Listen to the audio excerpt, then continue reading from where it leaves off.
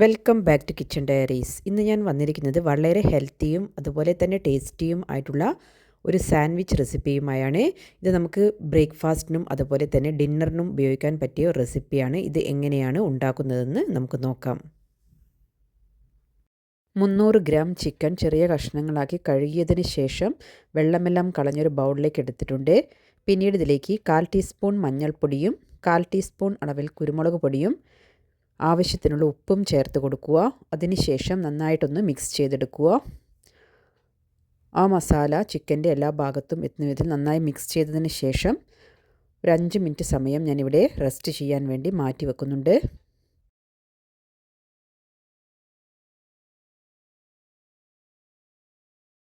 പിന്നീട് ഒരു ഇഡ്ഡലി ചെമ്പിൽ വെള്ളമെടുത്ത ശേഷം അതിനകത്തേക്ക് തട്ട് വെച്ച് കൊടുക്കുക.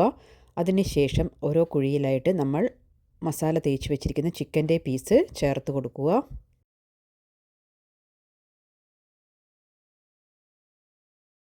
അത് ഫിൽ ചെയ്തതിന് ശേഷം മുകൾ ഭാഗത്തെ തട്ട് കൂടി വെച്ച് കൊടുക്കുന്നുണ്ട്.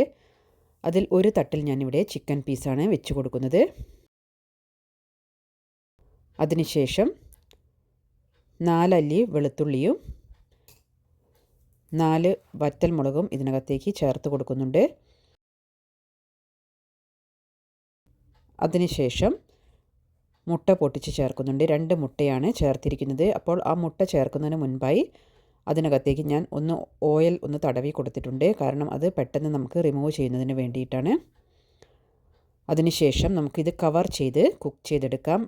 ഒരു മീഡിയം ടു ഹൈ ഫ്ലെയിമിൽ വെച്ച് ഏകദേശം ഒരു 15 മിനിറ്റ് സമയം ആകുമ്പോഴേക്കും ചിക്കനെല്ലാം ആവശ്യത്തിന് കുക്കായി കിട്ടിയിട്ടുണ്ടാവും. അപ്പോഴേക്കും 15 മിനിറ്റ് ആയതിനു ശേഷം ഞാനിവിടെ ലിഡ് ഓപ്പൺ ചെയ്തിട്ടുണ്ട്. അതിനുശേഷം നമുക്കൊന്ന് ചിക്കൻ പ്രസ് ചെയ്ത് നോക്കാം ആവശ്യത്തിന് കുക്കായിട്ടുണ്ടോ എന്നെല്ലാം. അപ്പോൾ ഞാനിതിവിടെ മാറ്റി വെക്കുന്നുണ്ട്.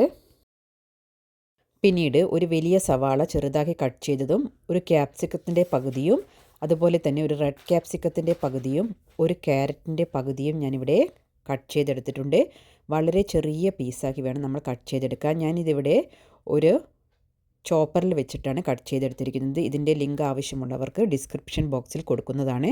അപ്പോൾ ചോപ്പറിൽ വെച്ച് നമുക്ക് കട്ട് ചെയ്യുമ്പോൾ വളരെ ചെറിയ പീസായി തന്നെ കട്ട് ചെയ്തെടുക്കാൻ കഴിയുന്നതാണ്. പിന്നീട് മിക്സിയുടെ ഒരു ജാർ എടുത്ത ശേഷം അതിനകത്തേക്ക് മുട്ട ചേർത്ത് കൊടുക്കാം.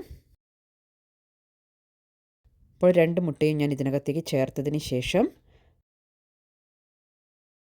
പിന്നീട് ഇതിനകത്തേക്ക് വറ്റൽമുളകും വെളുത്തുള്ളിയും ചേർത്ത് കൊടുക്കുന്നുണ്ട്. നിങ്ങൾക്ക് വറ്റൽമുളകിന് പകരമായിട്ട് കാശ്മീരി മുളക് ചേർത്ത് കൊടുക്കാവുന്നതാണ്. പിന്നീട് ഇതിനകത്തേക്ക് 2 ടേബിൾ സ്പൂൺ അളവിൽ നല്ല കട്ടിയുള്ള തൈരാണ് ചേർത്ത് കൊടുക്കുന്നത്. അധികം പുളിയില്ലാത്ത തൈര് വേണം ചേർത്ത് കൊടുക്കാൻ. അതിനുശേഷം ആവശ്യത്തിനുള്ള ഉപ്പ് ചേർത്ത് കൊടുക്കുക. പിന്നീട് 1.5 ടീസ്പൂൺ അളവിൽ വിനാഗിരിയാണ് ചേർത്ത് കൊടുക്കുന്നത്. പിന്നീട് ഞാൻ ഒരു പീസ് ചീസ് ഇതിനകത്തേക്ക് ചേർത്ത് കൊടുക്കുന്നുണ്ട്. നിങ്ങളുടെ കയ്യിൽ ഉണ്ടെങ്കിൽ മാത്രം ചേർത്ത് കൊടുത്താൽ മതി. അപ്പോൾ ഞാനിവിടെ ചെദ്ദാർ ചീസാണ് എടുത്തിരിക്കുന്നത്. നിങ്ങൾക്ക് ഏത് ചീസ് വേണമെങ്കിലും എടുക്കാവുന്നതാണ്. അതിനുശേഷം നമുക്ക് നന്നായിട്ടൊന്ന് ബ്ലെൻഡ് ചെയ്തെടുക്കാം. അപ്പോൾ ഞാനിതിവിടെ നന്നായി ബ്ലെൻഡ് ചെയ്തെടുത്തിട്ടുണ്ട്. പിന്നീട് നമ്മൾ കുക്ക് ചെയ്ത് വെച്ചിരിക്കുന്ന ചിക്കൻ ഞാൻ മിക്സിയിൽ ചേർത്ത് പൾസ് ചെയ്ത് ഒരു ബൗളിലേക്ക് എടുത്തിട്ടുണ്ട്. പിന്നീട് നമ്മൾ നേരത്തെ കട്ട് ചെയ്ത് വെച്ചിരിക്കുന്ന വെജിറ്റബിൾസ് നമുക്ക് ഇതിനകത്തേക്ക് ചേർത്ത് കൊടുക്കാം. ആ സവാളയും അതുപോലെ തന്നെ ക്യാപ്സിക്കവും ക്യാരറ്റും എല്ലാം ഇതിനകത്തേക്ക് ചേർത്ത് കൊടുക്കുന്നുണ്ട്. വളരെ പൊടിയായിട്ടാണ് ഞാനിതിവിടെ അരിഞ്ഞെടുത്തിരിക്കുന്നത്. അപ്പോൾ ആ രീതിയിൽ അരിഞ്ഞെടുക്കുമ്പോഴാണ് ഇതിന് നല്ല ടേസ്റ്റ് കിട്ടുക.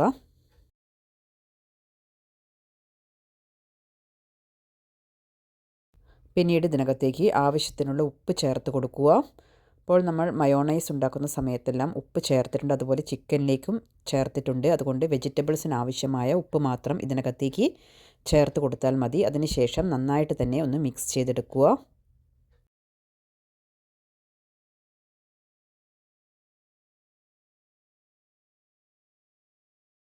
അപ്പോൾ മിക്സ് ചെയ്തതിന് ശേഷം നമ്മൾ നേരത്തെ തയ്യാറാക്കി വെച്ചിരിക്കുന്ന മയോണൈസ് നമുക്ക് ഇതിനകത്തേക്ക് ചേർത്ത് കൊടുക്കാം. അപ്പോൾ മിക്സിയുടെ ജാറിൽ നിന്നും ഞാനത് ഇതിനകത്തേക്ക് ചേർത്ത് കൊടുക്കുന്നുണ്ട്. അപ്പോൾ കുറച്ച് തിക്കായ കൺസിസ്റ്റൻസിയിലാണ് ഞാനിവിടെ മയോണൈസ് തയ്യാറാക്കിയിരിക്കുന്നത്. അപ്പോൾ നിങ്ങൾക്ക് കുറച്ചുകൂടെ ലൂസായിട്ടുള്ള കൺസിസ്റ്റൻസിയിലാണ് വേണ്ടതെങ്കിൽ നിങ്ങൾക്ക് കുറച്ച് തൈരോ അല്ലെങ്കിൽ വിനാഗിരിയോ ചേർത്ത് കൊടുക്കാവുന്നതാണ്. അതിനുശേഷം നന്നായിട്ട് തന്നെ മിക്സ് ചെയ്തെടുക്കുന്നുണ്ട്. അപ്പോൾ നല്ല ടേസ്റ്റി ആയിട്ടുള്ള ഒരു ഫില്ലിങ് തന്നെയാണിത്. നിങ്ങൾ ഈ രീതിയിൽ ട്രൈ ചെയ്തിട്ടില്ലെങ്കിൽ തീർച്ചയായും ട്രൈ ചെയ്ത് അതിൻ്റെ കമൻസ് എല്ലാം താഴെ അറിയിക്കുക. അപ്പോൾ ഞാനിത് നന്നായിട്ട് തന്നെ മിക്സ് ചെയ്തതിന് ശേഷം ഇത് സൈഡിലോട്ട് മാറ്റി വെക്കുന്നുണ്ട്.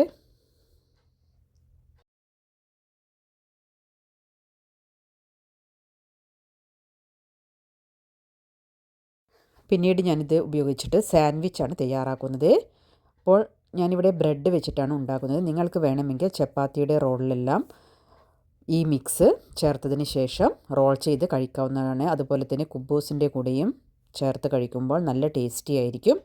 അപ്പോൾ ഞാൻ ഈ സമയത്ത് 2 പീസ് ബ്രെഡ് എടുത്തതിന് ശേഷം അതിന് മുകളിലായിട്ട് ഫില്ലിങ്സ് 2 ടേബിൾ സ്പൂൺ അളവിലാണ് സ്പ്രെഡ് ചെയ്ത് കൊടുത്തിരിക്കുന്നത്. അപ്പോൾ നിങ്ങൾക്ക് ആവശ്യത്തിനനുസരിച്ച് ബ്രെഡിനകത്തേക്ക് ഫില്ലിങ്സ് ചേർത്ത് കൊടുക്കാം. അപ്പോൾ ഞാൻ അടുത്ത പീസ് ബ്രെഡ് എടുത്തതിന് ശേഷം അതിനകത്തേക്ക് ഒരു 2 ടേബിൾ സ്പൂൺ അളവിൽ ഫില്ലിങ്സ് ചേർത്ത് കൊടുക്കുന്നുണ്ട്. അതിനുശേഷം അത് നന്നായിട്ടൊന്ന് സ്പ്രെഡ് ചെയ്തെടുക്കുക. അപ്പോൾ എല്ലാ ഭാഗത്തേക്കും സ്പ്രെഡ് ആക്കിയതിന് ശേഷം നമ്മുടെ അടുത്ത പീസ് ബ്രെഡ് എടുത്ത് ഇതൊന്ന് കവർ ചെയ്ത് കൊടുക്കാം. അപ്പോൾ വളരെ ഹെൽത്തി ആയിട്ടുള്ള ഒരു സാൻഡ്വിച്ചിൻ്റെ റെസിപ്പിയാണിത്. ഇനി നമുക്കിതൊന്ന് ടോസ്റ്റ് ചെയ്തെടുക്കണം. അതിനായി ഞാനിവിടെ ഒരു പാൻ അടുപ്പിൽ വെച്ചതിന് ശേഷം അതിലേക്ക് 1 ടീസ്പൂൺ അളവിൽ ബട്ടർ ഒന്ന് ചേർത്ത് കൊടുക്കുന്നുണ്ട്. അപ്പോൾ നിങ്ങൾക്ക് ബട്ടർ ചേർക്കാൻ താല്പര്യമില്ലെങ്കിൽ നിങ്ങൾക്ക് നേരിട്ട് തന്നെ പാനിൽ വെച്ച് ചൂടാക്കി എടുക്കാവുന്നതാണ്. അപ്പോൾ ഞാനൊന്ന് ബട്ടർ സ്പ്രെഡ് ചെയ്തതിന് ശേഷം അതിന് മുകളിലായിട്ടാണ് ഈ ബ്രെഡിൻ്റെ പീസ് ചേർത്ത് കൊടുക്കുന്നത്. അപ്പോൾ ഒരു ഭാഗം ഒന്ന് ചൂടായി വന്നതിന് ശേഷം ഞാനിതിവിടെ തിരിച്ചിട്ട് കൊടുക്കുന്നുണ്ട്. അപ്പോൾ നന്നായിട്ട് ഒന്ന് കളർ മാറുന്ന വിധത്തിൽ നന്നായിട്ട് തന്നെ ഒന്ന് ചൂടാക്കിയെടുക്കണം. അപ്പോൾ നല്ലൊരു ക്രിസ്പി ആയിട്ടുള്ള ഒരു ടെക്സ്ചറിൽ മാത്രമേ നമ്മളിത് അടുപ്പിൽ നിന്നും പ്ലേറ്റിലേക്ക് മാറ്റി വെക്കാൻ പാടുള്ളൂ. അപ്പോൾ തിരിച്ചിട്ടതിന് ശേഷം ഞാനിതൊന്നുകൂടെ ചൂടാക്കിയെടുക്കുന്നുണ്ട്. ഏകദേശം ഒരു ഗോൾഡൻ ബ്രൗൺ കളർ 2 ഭാഗത്തും ആകുന്ന സമയത്ത് വേണം നമുക്കിത് അടുപ്പിൽ നിന്നും കോരി പ്ലേറ്റിലേക്ക് മാറ്റാൻ. അപ്പോൾ ആ തവ വെച്ചിട്ട് നമുക്കൊന്ന് പ്രസ് ചെയ്ത് കൊടുക്കാം.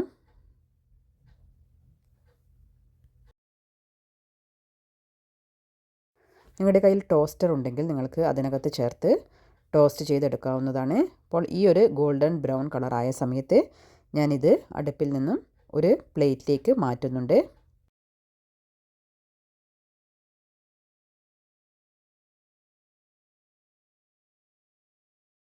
ഇതുപോലെ ബാക്കിയുള്ള പീസ് ബ്രെഡും ഞാൻ ഇതേപോലെ തന്നെ ടോസ്റ്റ് ചെയ്തെടുക്കുന്നുണ്ട്.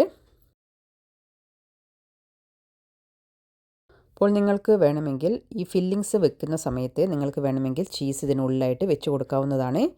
ഞാൻ മയോണൈസ് ഉണ്ടാക്കുന്ന സമയത്ത് ചീസ് ചേർത്ത് അടിച്ചത് കൊണ്ടാണ് ഞാൻ ഇതിനകത്തേക്ക് ചീസ് ചേർത്ത് കൊടുക്കുന്നത്.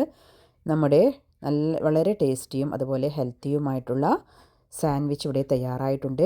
നിങ്ങളെല്ലാവരും ഈ രീതിയിൽ ട്രൈ ചെയ്ത് ഫീഡ്ബാക്ക്സ് അറിയിക്കുക. Thank you for watching.